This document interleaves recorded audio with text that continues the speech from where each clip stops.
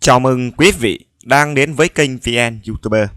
Thưa quý vị, mới đây tờ Korea Times ở Hàn Quốc có một bài viết với tựa đề Hàn Quốc cố gắng lấp khoảng trống an ninh của Việt Nam sau khi Nga xâm lược Ukraine. Bài báo lập luận rằng vì là nước phụ thuộc nhiều vào nhập khẩu vũ khí từ Nga, Việt Nam đã bị ảnh hưởng khi Nga tiến hành cuộc chiến tranh chống Ukraine. Cụ thể là vì Nga đang mắc vào tình huống thiếu vũ khí do cuộc chiến kéo dài, cho nên Nga không còn khả năng là một nhà cung cấp vũ khí chính cho Việt Nam nữa. Bởi vậy, chính phủ Việt Nam đang cố gắng giải quyết tình huống này bằng cách đa dạng hóa các đối tác quốc phòng giữa những lo ngại rằng các tranh chấp lãnh thổ với Trung Quốc ở Biển Đông sẽ căng thẳng hơn vì các tham vọng hàng hải của Trung Quốc. Trong số đó, Hàn Quốc, Nhật Bản, Israel đang nổi lên như một số nhà cung cấp vũ khí tiềm năng cho Việt Nam.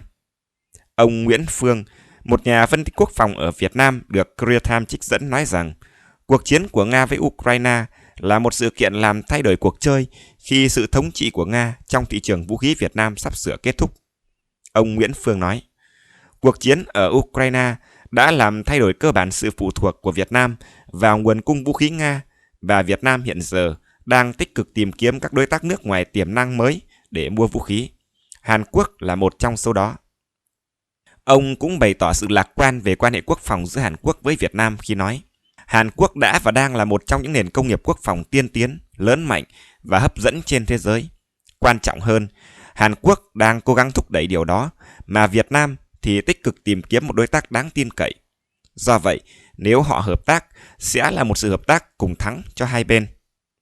Theo vị chuyên gia này, có 3 lĩnh vực có nhiều tiềm năng hợp tác giữa hai nước là đóng tàu, hàng không và tác chiến không gian mạng.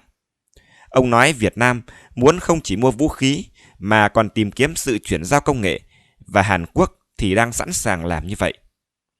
Korea Times cũng bình luận rằng Việt Nam là một thị trường đang nổi lên cho công nghiệp quốc phòng Hàn Quốc sau khi Tổng thống Yoon Suk Yeol có chuyến thăm nhà nước đến nước này hồi tháng 6.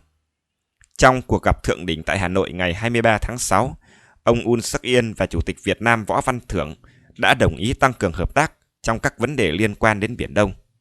Hai bên cũng ký hơn 10 bản ghi nhớ về lĩnh vực an ninh. Trong một cuộc phỏng vấn với Thông tấn xã Việt Nam tại Seoul trước khi lên đường thăm Việt Nam, ông Yoon Suk Yeol đã tiết lộ những hy vọng của ông về hợp tác quốc phòng với Việt Nam và quảng cáo về công nghiệp cùng các công nghệ quốc phòng Hàn Quốc. Tuy nhiên, Korea Times cũng đề cập đến mối lo ngại rằng hợp tác Việt-Hàn có thể không đi đến đâu khi họ viết nỗ lực của Hàn Quốc nhằm tăng cường quan hệ quốc phòng với Việt Nam có thể chỉ là một phô trương ngoại giao khi xét đến việc Hà Nội có mối quan hệ với các nước chuyên quyền. Câu này của bài báo nhằm ám chỉ đến mối quan hệ của Việt Nam với Triều Tiên. Trong một bài báo cách đây vài tuần, Korea Times cũng nêu lên mối lo ngại rằng nếu Hàn Quốc tăng cường hợp tác quốc phòng với Việt Nam, trong khi Việt Nam vẫn có quan hệ tốt với Triều Tiên, thì công nghệ quốc phòng Hàn Quốc có thể bị rò rỉ sang Triều Tiên. Tuy nhiên, bài báo lần này đã kết thúc bằng cách trích dẫn lời ông Nguyễn Phương nói rằng hai nước có thể thu hẹp sự khác biệt mà không khó khăn gì. Mặc dù hai nước có hệ thống chính trị rất khác biệt, nhưng cách tiếp cận thực dụng của Hàn Quốc sẽ cho phép hai bên tiến lên trong hợp tác về quốc phòng dễ dàng hơn so với các nước ở bán cầu Tây. Quý vị thân mến, trên đây là những ý chính trong bài báo của Korea Times về triển vọng hợp tác quốc phòng Việt Nam-Hàn Quốc.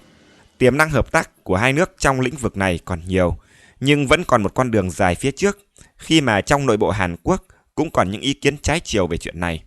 Mặc dù vậy, khuynh hướng chủ đạo trong chính quyền Yoon Suk Yeol là muốn thúc đẩy hợp tác.